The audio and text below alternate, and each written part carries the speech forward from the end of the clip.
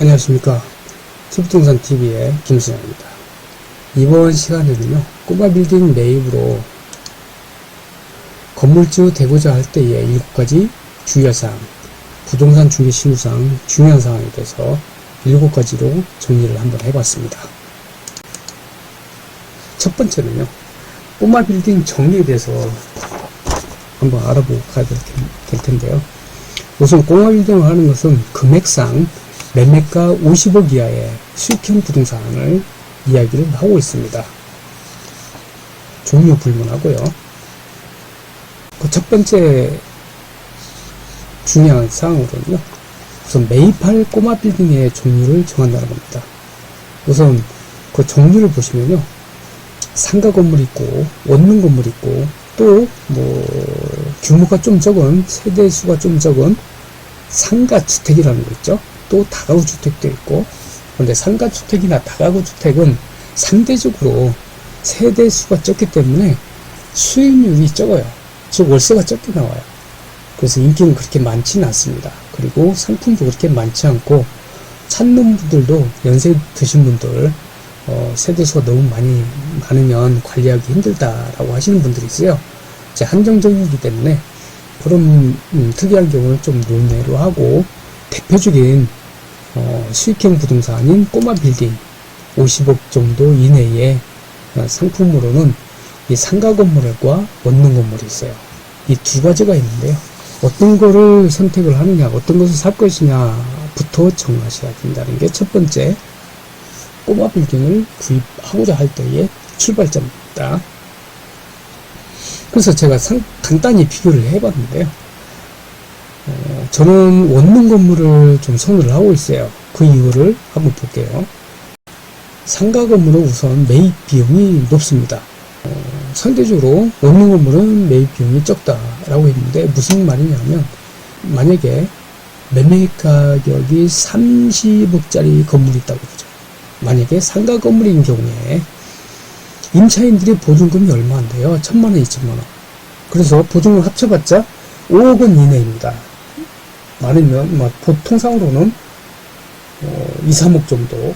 그래서 30억짜리 건물을 매입하고자 할 때는 대출을 빼고 보증금으로만 이야기를 하더라도, 우선 상가 건물은 거의 매매 가격에 근접한 돈이 필요해요. 25억 이상. 근데 원룸 건물은 전세가 있지 않습니까? 지금 관악구 전세만 해도 원룸 건물 하나에 1억 5천 하거든요. 10개만 하면 15억이지 않습니까? 20개 하면 30억이에요.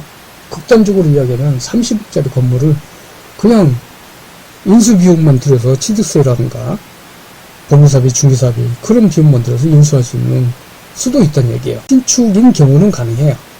그때부터 전세 세입자만 구하면 되니까. 그래서 첫 번째 차이점이 매입 비용에 있어서 차이점이 있다는 겁니다. 두 번째는 매매 가격이 상가 건물이 약간 높고, 세 번째 중요한 사항입니다. 경기 변동에 민감해요. 상가 건물은. 부경기 때, 특히 이번에 코로나 사태 때 삼청동, 종로, 가로수길 공실이 엄청 많았죠. 지금도 공실이 엄청 많아요. 종로 가면은 옛날 종로가 아니에요. 상권이 변화하고. 그런데 역세권에서의 원룸 건물은 경기 변동에 덜 민감합니다. 예를 들어서 회사가 망했어요. 실직자가 됐어요. 그렇다고 해서 길거리에서 삽니까? 계속 거주하면서 다른 직장을 알아보겠죠. 그래서 원룸 건물은 경기 변동에 덜 민감합니다. 그래서 저는 원룸 건물을 더 선호하는 편이에요. 두 번째 사항입니다. 아파트같이 매매 차익을 노리고 투자하는 상품이 아닙니다. 아파트 같은 경우에는 급격하게 가격이 오르기도 했죠. 이번에 5억, 10억도 막 오르고. 그런데 이 원룸 건물은 아파트처럼 확률성도 그렇게 좋지도 않고, 그리고 이렇게 갑자기 매매 차이가 나지는 않습니다. 대신에 이 원룸 건물 같은 경우는 이런 꼬마 빌딩도 올리긴 올라요. 우선 땅값이 올리죠. 그리고 건축비가 오르죠. 올리긴 올라요. 상대적으로 연수가 지남에 따라서 상각이 있는 면을 제껴 두고더라도 더 오르는 게 더 많습니다. 매년 1억 정도는 오는 걸로 저는 기억을 하고 있어요. 제가 일을 하다 보면 작년에 25억 했던 거를 새해가 되면 나 이제부터는 26억에 팔아줘요, 이렇게 전화 오는 경우가 꽤 많아요. 다음 세 번째로는 수익률보다는 임대 지속 가능성이 더 중요합니다. 물론 수익률 중요하죠. 제가 말하는 것은 수익률은 기본적으로 깔고 서울지역 역세권에서 수익률 5% 정도대로 큰 차이점은 없습니다. 더 중요한 것은 공실 없는 것이 더 중요하죠. 네 번째 주의사항입니다. 매입한 이후에도 조금의 예우 자금이 필요합니다. 즉, 한 두세 명 정도 세입자의 전세 보증을 바로 빼줄 수 있는 여유 자금은 필요하다는 얘기예요. 어떤 사태가 발생할 수 있느냐? 이런 사태가 발생할 수 있습니다. 즉, 만기가 됐을 때 안 빼주면 바로 임차권 등기 명령을 신청을 해서 등기부에 임차권 등기를 하고 나가는 경우가 있어요. 이게 주택임대차보호법 제3조의 3회에 규정되어 있는 임차권 등기 명령 제도입니다. 1항 한번 보죠. 임대차가 끝난 후 보증금이 반환되지 아니한 경우 임차인은 임차주택의 소재지를 관할하는 지방법원, 지방법원 지원, 시군 법원에 임차권 등기 명령을 신청할 수 있다. 그리고 5항에 보면 임차인은 임차권 등기 명령의 집행에 따른 임차권 등기를 마치면 우선 변제권을 취득한다. 다만 임차인이 임차권 등기 이전에 이미 대항력이나 우선 변제권을 취득한 경우에는 그 대항력이나 우선 변제권을 그대로 유지되며 임차권 등기 이후에는 이런 대항력권을 상실하더라도 이미 취득한 대항력이나 우선 변제권을 상실하지 아니한다. 이 말은 무슨 말이냐면 우선 세입자가 기존에 살면서 처음에 이사 올 때 확보해 놓은 대항력 그리고 우선 변제권이 있단 말이에요. 근데 이런 대항력이나 우선 변제권 유지하는 조건은 이거를 유지를 해야 돼요. 즉 대항력이 뭡니까? 정리를 해야죠. 그리고 정리 신고를 해야죠. 그런데 만기가 됐다고 해서 보증을 못 받은 상태에서 이사를 하게 되면 이게 상실되죠. 그럼 기존에 유지되어 있던 대항력이나 우선 변제권을 상실하게 됩니다. 그럼 우선 변제권에서도 후순위가 돼서 만약에 그 집이 경매로 들어가면 자기는 맨꼴찌가 돼요. 남는 돈이 있으면 받을 수가 있어요. 근데 대부분 경매까지 들어갔을 때 남는 돈이 있나요? 없죠. 이사는 가야 되는데 짐을 빼면 상실을 해버리고, 그래서 법이 이렇게 만들어놨어요. 임차권 등기 명령을 받아서 임차권 등기를 하고 나가면 기존에 확보했던 대항력 우선 변제권은 유지된다라는 거예요. 그래서 마음 놓고 이사를 갈 수 있다는 얘기입니다. 그래서 이런 경우가 사례가 있습니다. 사례 간단히 한번 들어볼게요. 우선 이 경우는 관악구 신림동에 있는 원룸 건물인데요. 이 매매를 해달라고 해서 제가 주의 깊게 보고 있었는데, 나가는 세입자가 만기가 돼서 나가면서 임차권 등기 명령을 신청해서 등기를 해놨어요. 이 주택임차권 등기를 해놨어요. 이 경우는 21년도 6월 9일 작년에 이렇게 등기가 됐거든요. 작년에 제가 이야기를 들었거든요. 이 건물은 오래돼서 전세 보증금이 5천만 원이네요.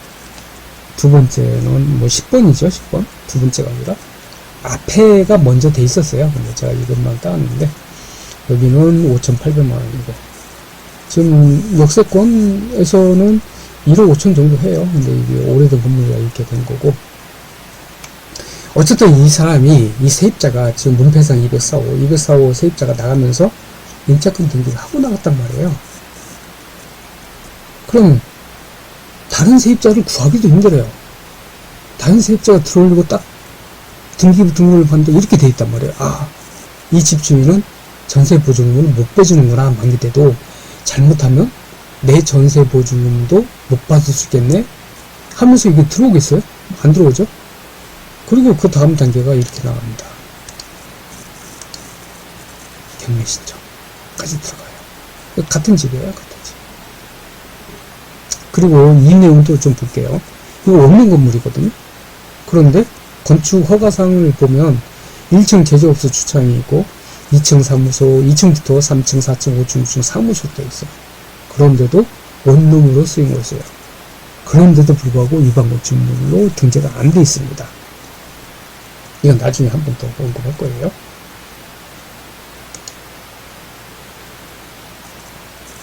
그래서 앞에서 말한 이런 사태가 생길 수 있기 때문에 매입한 이후에도 조금의 예의 자금은 필요하다라고 제가 말씀드리는 겁니다. 5번째입니다. 불법 건축물을 두려워하지 말라는 겁니다. 역세권에 있는 거의 모든 건물은 불법 건축 부분이 있습니다. 두려워서 망설인다면 아직 건물주 될 준비가 안 된 것입니다. 불법을 장려하는 것이 아니라 현실이 그렇다는 거예요. 더 좀 볼게요. 대부분 역세권에 있는 원룸 건물은 다중주택입니다. 근데 다중주택을 보면 이 사용승인일자가 2017년도 신축이죠. 신축급은 그 전에는 사무소가 없었어요. 다중주택이 일반적인 때가 사기층인데 지하 1층부터 지상 3층까지 해서 그런 형태가 일반적인 형태였어요. 근데 요새는 이제 건축해서 법의 허점을 파고드니까 이렇게 해도 허가가 나오더라 해서 그 외에 층을 사무소로 만들어요. 그 외 층을. 그리고 반지하가 지금 이 커서가 안 올라가서 그러는데 반지하가 있고 1층, 2층, 3층, 4층 즉 이 건물은 5개층을 만들어요. 근데 최근에 신축한 거 보면 1층, 2층을 사무소로 허가를 받는 경우가 있습니다. 그래서 4층, 3층, 4층, 5층을 다중으로 하고 그리고 맨 옥상을 다락으로 해서 그런 경우는 6기층이죠. 이렇게 만든 이유가 뭐예요? 역세권은 땅값 비싸죠. 최대한 월세 많이 나오게 지어야 되죠. 그래서 한 개층을 사무소만 올려도 이 한 개층의 원룸이 4개만 된다고 해보죠. 그러면 월세가 보통 50만원이니까 4, 5, 20, 한 달에 200만원 차이 납니다. 이걸 한 개층만 더 만들어도 한 달에 400만원 차이가 나요. 그럼 1년이면 얼마예요? 4층에다가 4,800, 거의 5천만원 가까이 1년에 순수익이 생기는데 이렇게 안 만들겠어요? 신축 이렇게 만듭니다. 대신에 이 다중주택 법률 요건이 있어요. 이 다중주택 법률 요건이 있는데 여기 보면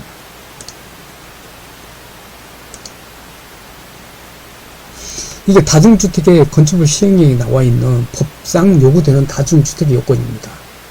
우선 방가로 3번에 바닥면적은 660제곱 이하이고 주택으로 쓰이는 층수가 3개층 이하일 것이라고 했어요. 지하층은 제외하고. 여기까지 하고 또 이것도 같이 볼게요. 우선 다중주택의 이 다중주택이죠. 다중주택의 요건 중에 취사시설은 설치하지 않은 것을 말을 해요. 즉 다중주택에서는 취사시설이 있으면 안 돼요. 그런데 다중주택 원룸을 가보면 인덕션이 있죠. 조금 더 해야겠다. 그래서 다시 돌아오면 건축 허가를 받는데 이렇게 지상, 지하는 제외한다고 그랬죠. 지상으로 하나, 둘, 3개만 맞추면 다중주택이 돼요. 그래서 1층, 2층을 사무소로 허가를 받습니다. 이런 형태가 많아요. 여기서 제가 유법사항을 찾아볼게요. 유법사항.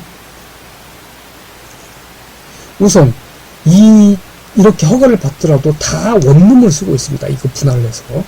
우선 사무소 허가를 받는데 사무소 근색인데 원룸을 주거용으로 쓰고 있어요. 유법이죠. 다락으로 허가를 받았어요. 이 다락으로 허가를 받는 거는 항공찰량 안 걸리려고 그냥 허가를 받는 건데 다락으로 허가를 받는데 다른 세입자를 독립된 세입자를 얻어서 원룸 월세를 주고 있어요. 이 법입니다. 다중주택이죠. 취사시설을 하면 안 돼요. 그런데 옵션을 보면 인덕션이 다 있죠. 이 법입니다. 이 법 엄청 많아요. 그런데 하고 있어요. 왜? 여기에는 이건 안 걸려요.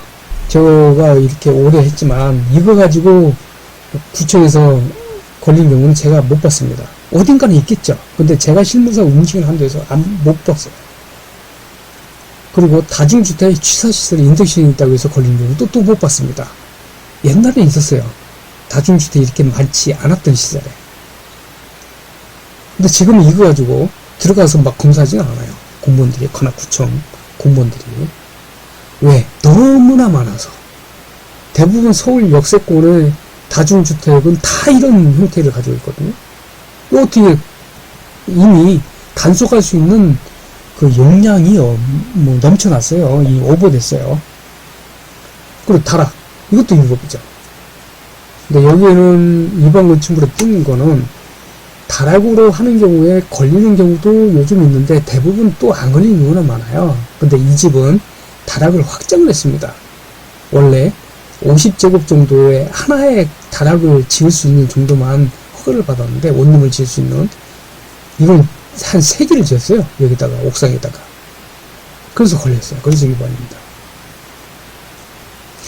어쨌든 걸리지 않더라도 이것도 위법이죠. 이것도 위법이죠. 취사시설. 그런데도 쓰고 있다는 얘기입니다. 역세권에서는 대부분이 그래요. 그래서 말한 5번째, 불법 건축물을 들여하지 말라는 거예요. 그리고 6번째입니다. 신축 건물만 계속 찾는데, 신축 건물 물론 좋죠. 당연히 신축 건물이 좋죠. 그런데 9억 건물도 위치상 좋은 곳이 있습니다. 이거를 사서 리모델링해서 대박난 사례도 엄청 많죠.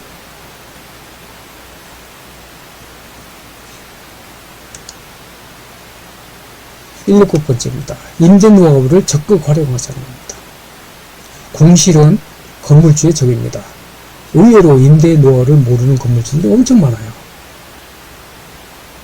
나중에 건물주가 되신 분들은 저한테 댓글 남겨주세요. 제가 노하우를 빨리 공실을 없애는 방법들을 알려드릴 테니까. 가장 간단한 하나만 예를 들어볼게요. 우선 A라는 건물주가 있어요. B라는 건물주가 있고 공실이 하나 생겼어요. 보증금 1000만원에 50에 똑같이 내놓으라고 주유 부동산을 돌아다녀요. 근데 B 건물주는 한마디를 더 합니다. 이거를 빼면 내가 한 달치 월세를 부동산 중개수로 줄게 해요.